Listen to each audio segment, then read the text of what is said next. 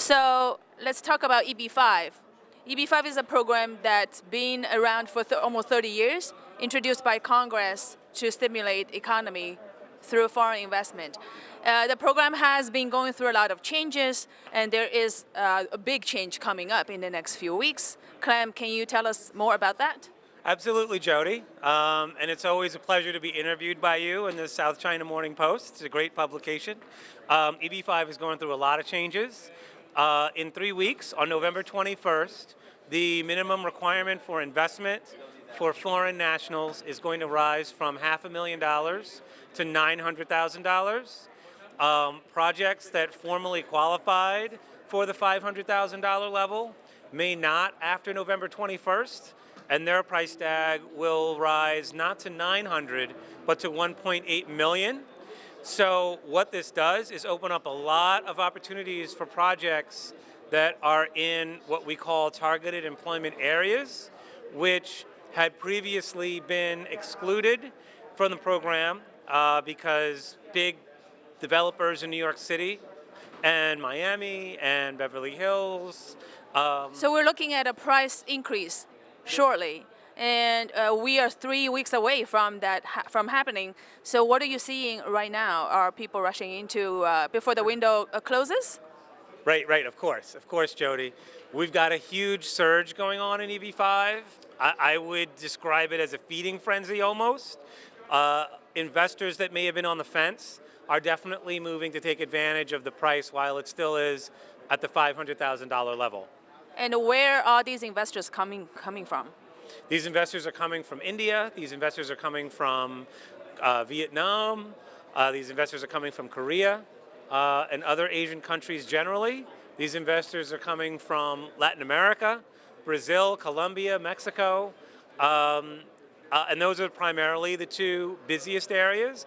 But we're seeing increases in Africa. We're seeing increases in Europe. We're seeing increases all over the world. So Clem, you've been doing EB5 program as a legal counsel, right? For CSG for 8 years, 9 years. That's right.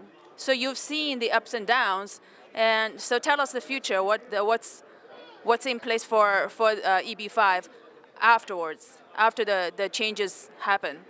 Well, thanks. Great question. Yes, I've been doing this for 9 years, and we've seen a lot at CSG during this period.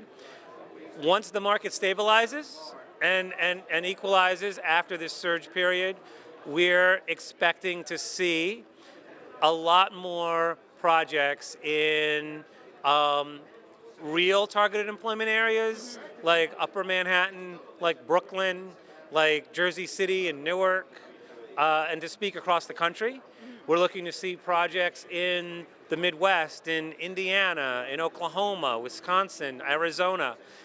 There are very lucrative prime markets that are up and coming that are still targeted employment areas, but with great infrastructure, great demographics, rising in population, that should be the winners as a result of this new legislation. Lastly, is the program here to stay?